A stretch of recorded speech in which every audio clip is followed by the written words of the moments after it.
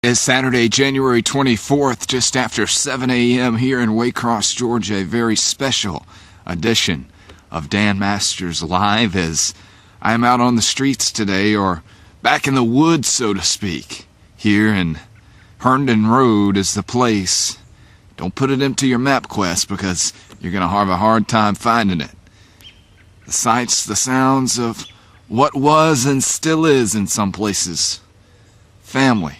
Going back home and taking a look and remembering memories of yesteryear. Just like we often talk about, we wish we could go back in time and revisit the 70s and 80s in the wrestling era. And even back to the 60s would be nice, from what I understand from reading, and GeorgiaWrestlingHistory.com listed all for you. But on the family side of things, in a new year, you got to look back and see what was there as well. And that's what I'm doing today.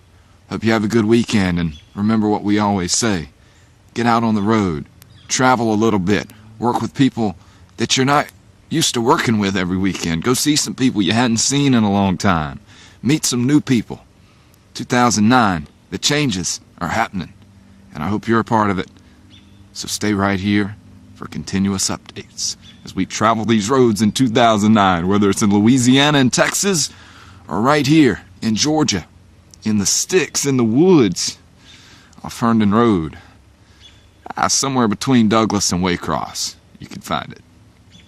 What a perfect spot for a campsite. I'm not much of a camper, but this would be a nice little spot to do it right here.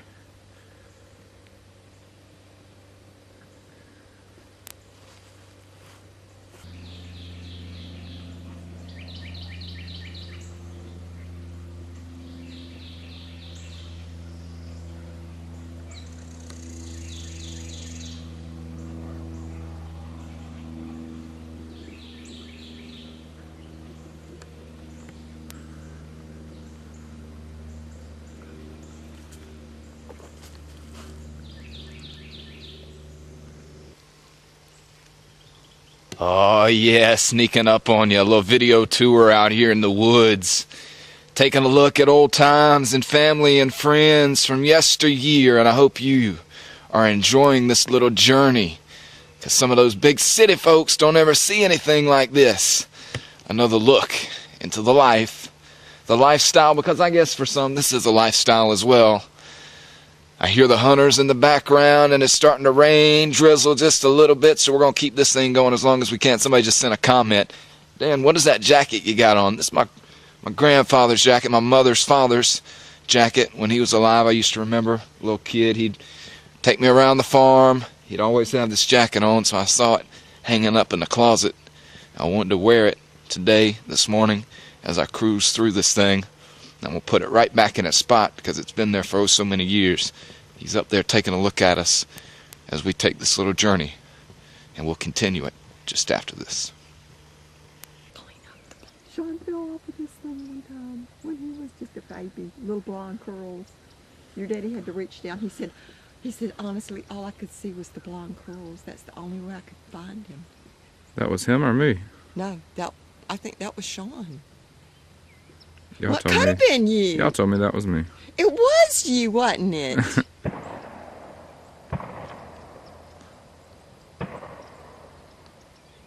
Yeah, I was going to say.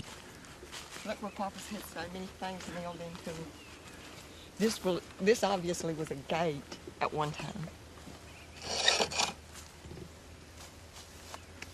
And look at that beam.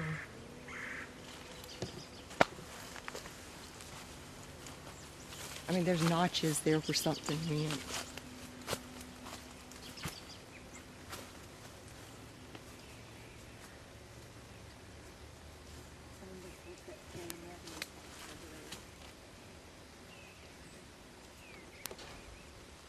A lot of this we need to just clean up. Because see, while scrap metal's high, there's a lot of scrap metal here we could get somebody to come clean up. Dang, those.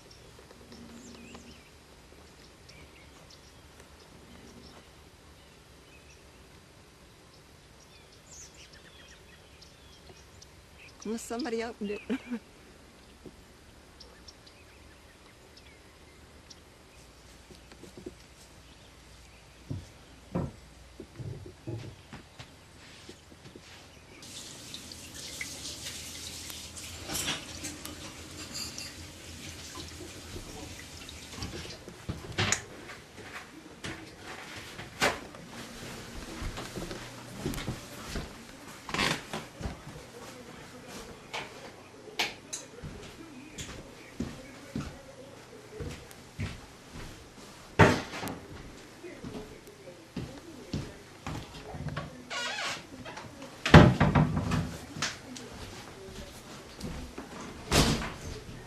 hope it might get warm enough to open the windows and doors today. On the I don't want them to not sleeping. Good morning. Some of the top college football talent in the nation will be on display today in the senior bowl, and the coaching staff is going to have a front row seat. Jack Del Rio and company have been coaching the South team all week long, and they'll be calling the shots on the sideline as things kick off today. There's going to be an impressive group of quarterbacks on display. Grant Merrill, Matt White, Parker Wilson, and Cullen Parker will all be taking snaps today.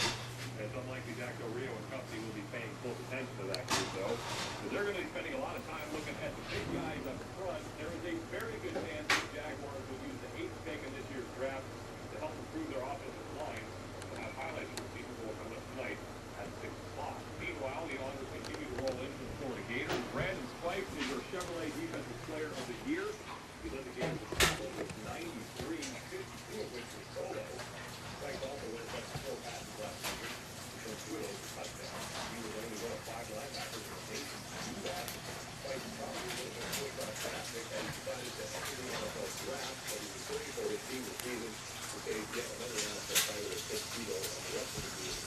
When it comes to swimming and diving, once again the Bulls rolled on the class of the state. They played 3 athletes in the all-state team this year, as well as any other school in the state. Megan Pompano, Aubrey Peacock, Tommy Goodman were all honored yesterday for being named to the squad.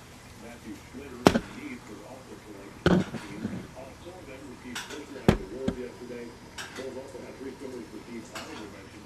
All of them understand the magnitude of what they accomplished because the all-state team is pretty small, but yet a very elite group. We're honored. Really honored.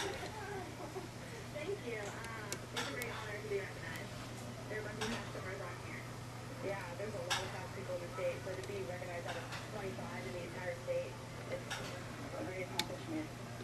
That is what we do for Sports Short Show today. Sean Wilson, have a good day. Thanks, Sean. Helping kids learn about animals will only come out at night by doing some detective work.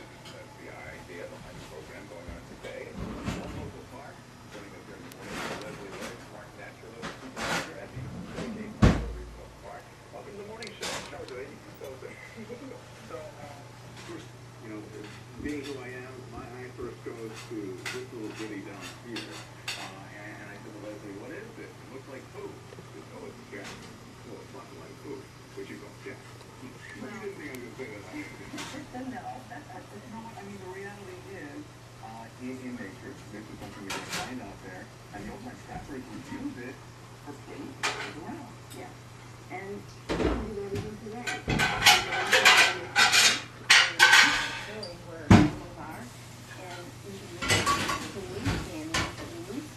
And we have 2 examples of some of them here. Butterflies, I know this is January, but it's recent part. We still have butterflies.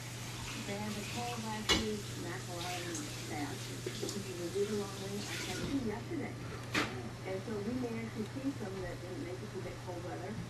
Bones, sometimes you find bones. There are books written that help you identify what animal bones come from. These are feathers for the different birds. And this is a snake skin. Snakes shed snake skin. Well, snakes feather skin. You live in a video way. Do you find it skin that's similar turned on by nature, even though they spend so much time in front of the wig? Yeah, the biggest thing is getting them out there. If you can manage to get them out there, the kids love it. And they find this really fascinating. And one thing that I do is ask them, on TV, if you're watching